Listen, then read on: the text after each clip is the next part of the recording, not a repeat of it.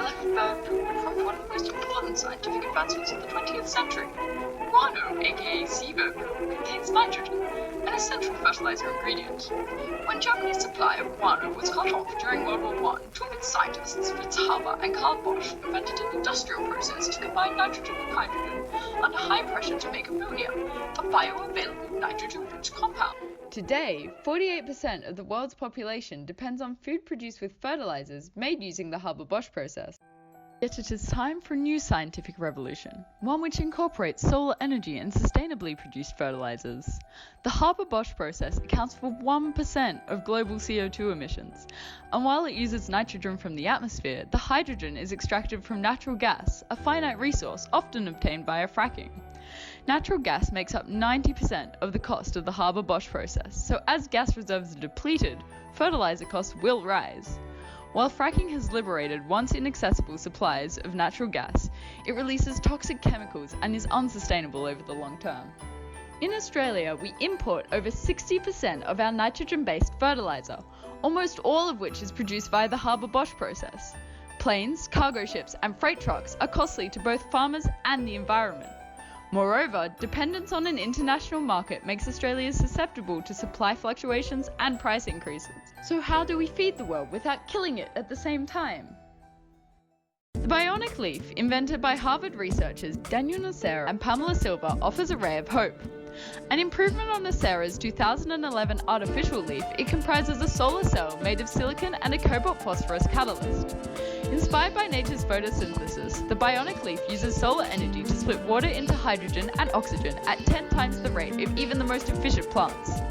Next, the hydrogen is consumed by bacteria, genetically modified to contain hydrogenase, a natural catalyst which allows them to break down the hydrogen and store it as a bioplastic.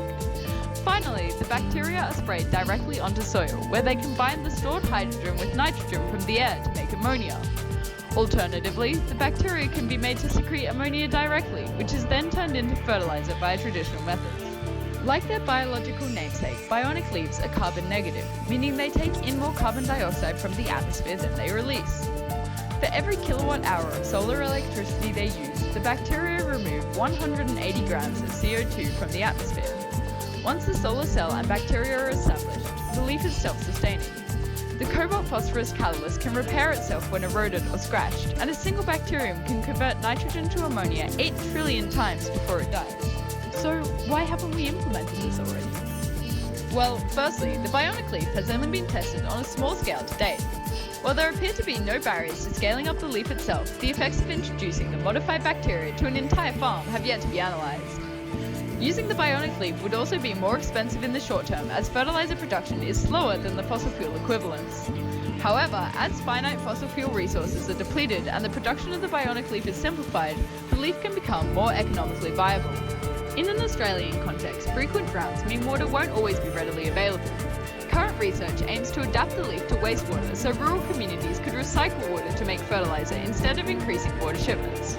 Moreover, the Australia Institute found climate change will cost the Australian economy $130 billion per year if the Paris Agreement is not fulfilled. Green technologies such as the bionic leaf could help us achieve our emissions targets. Australia has the world's highest potential for solar energy, making it a prime location to trial such solar technologies. Despite its hurdles to commercialization, the bionic leaf presents a sustainable, environmentally friendly replacement for the 100-year-old Haber-Bosch process. Research is underway to ensure its safety, adapt it to real-world conditions, and lower its cost of production.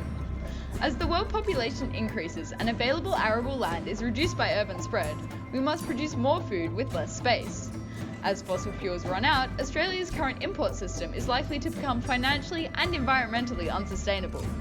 Local production will free our farmers of freight expenses, international price fluctuations, and fossil fuel dependence. The bionic leaf has the potential to bring a new green revolution to our soil. We should choose to let it grow.